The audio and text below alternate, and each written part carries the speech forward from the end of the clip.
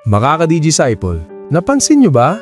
Ang tao kapag pera ang usapan, sobrang talino gumawa ng paraan. Pero kapag tungkol sa Diyos, minsan parang walang gana o hindi ganun ka-creative. Kaya challenge sa atin ng Ebanghelyo ngayon. Panahon na muli para ibahagi ko sa inyo ang mensaheng nagbibigay buhay mula sa Ebanghelyo ngayong araw, September 21, 25th Sunday in Ordinary Time. Ako po si Brother Rai, Digital Disciple.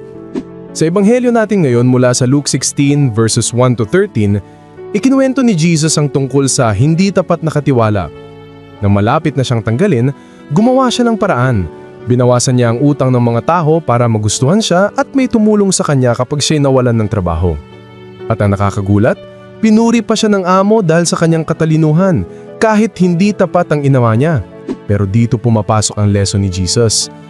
Kung ang mga tao marunong gumawa ng paraan para sa pansariling interes, lalo na dapat tayong maging matalino at tapat sa paglilingkod sa Diyos.